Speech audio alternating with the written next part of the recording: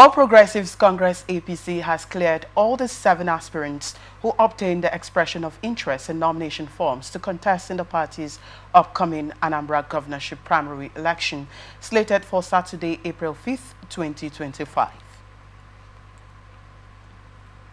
The Anambra State 2025 Gubernatorial Election Screening Committee, chaired by the former governor of Katsina State, Ibrahim Shehu Shema, carried out the exercise on Friday and Saturday at the APC's National Secretariat, Abuja. APC National Publicity Secretary Felix Moka, who disclosed these on Monday, said the party had issued certificates of clearance to the aspirants at its party's National Secretariat in Abuja on the same day. The aspirants cleared by the committee are as follows: Sir Paul Chukwuma, Professor Obiora Francis Okonkwo, Honorable Nicholas Chukwujeku Ukachukwu, Honorable Chukwuma Michael Umeoji, Valentine Chineto Ozigbo, John Bosco Obinna Onunkwo, and Edozie Madu.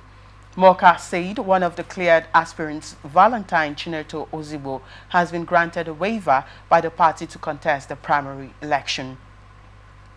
All members of the party, including new and old members in Anambra State, are required to revalidate the membership as prescribed by the party ahead of the scheduled primary election. He said, well, Comrade Kingsley, before now we talked about INEC coming out with the scheduled date for the primaries election, and now we've seen that some of the aspirants of the All Progressives Congress have been cleared for the gubernatorial primary election. Let me get your take on this.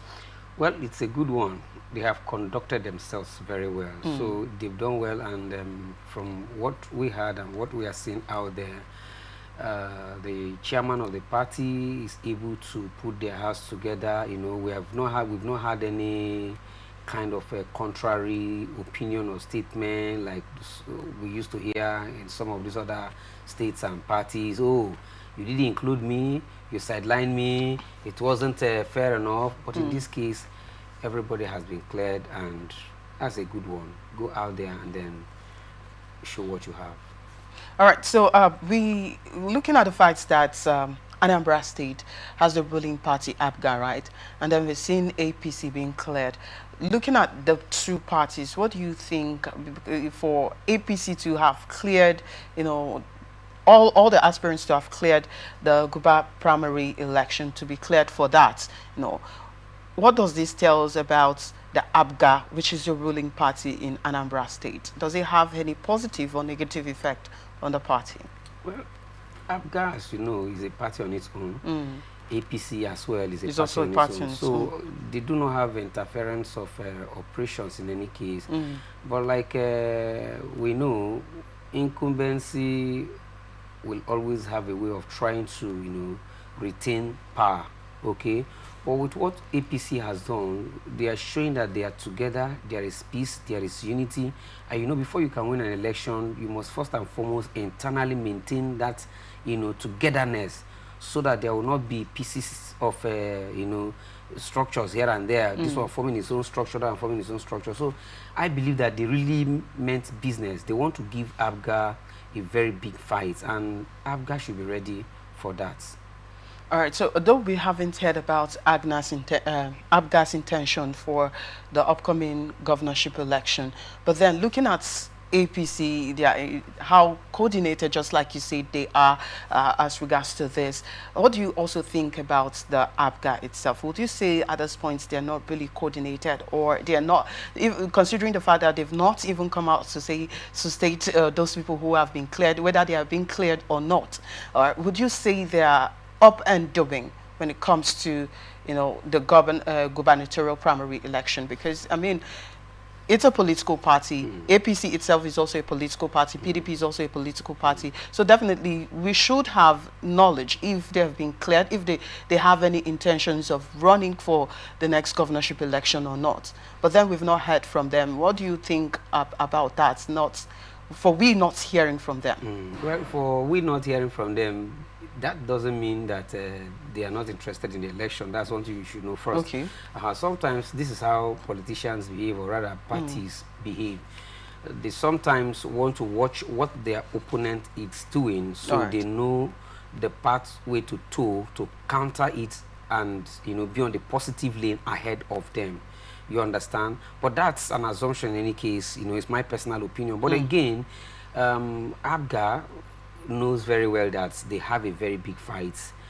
You don't just say, or you don't just think it that because they are incumbents, so they should just relax. Remember, APC is the big party, and up there, they are right out there. And let me tell you this thing. I travel around the East, you know, within these few weeks that just passed, maybe 2-3 weeks back, you know, I went to 2 states in the eastern side of Nigeria, and I had good reports from Uzodinma's side, and then from this other guy in Enugu. I was just getting good reports. What was I seeing? I saw that they are actually working, and the people inside the vehicle were commending them, say, wow, this man is really trying, Uzodinma is doing well.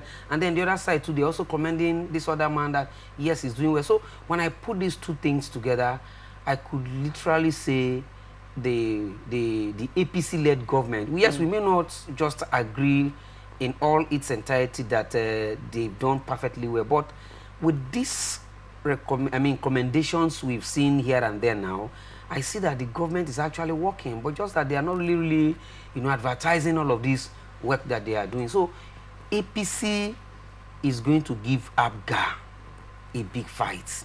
If the people who are the electorate, who decides who becomes their governor, is actually saying that this government is doing well, that means they will have a big fight. Except that if the APGA government is actually doing well in Anambra State. Okay. Again, I'm still concerned on the fact that the INEC gave them a period, a particular period to conduct their primaries, right? There's a set time for that.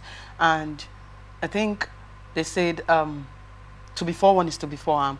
You need to save time and all of that, so you don't, at the end, when it gets to, maybe when the time is trying to elapse or is getting to an end, you now start rushing to conduct the primaries and all of that, maybe because probably you might also miss out from one formalities or the other. So for them not taking the advantage of the time frame being given for them to conduct or to bring out their aspirants for the governorship election, again, don't you think is unwise in their part? Because looking at the time frame, that's what we're considering now. Okay, that shouldn't be your headache in any case, and that shouldn't be my headache too. They're all aware of what is happening. Okay, there is no court case as it has been in recent time barring this person not to come out and the other person to go ahead. They all know that they have the same equal opportunity, equal period to do all of this primary thing we are talking about.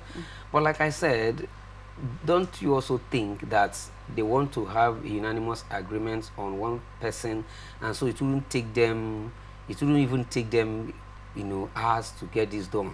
They may just wake up one morning and everybody assemble and they say, oh yes, we agree to this, that this person is going to continue in office. Unanimous agreements. Oh, that's another thought, yeah. So you cannot just take that off them, because they are aware that, look, a certain period, if we don't conduct our primaries, if we don't, you know, clear our candidates, if we don't put our house in order, then we may be missing out. And tell me, which sitting governments will want to let that slip off their hands just because they are trying to, you know, delay, or maybe they pretend not to know what is happening? Which sitting government won't allow the opportunity of retaining the seat slip off their hand? No, they won't do that.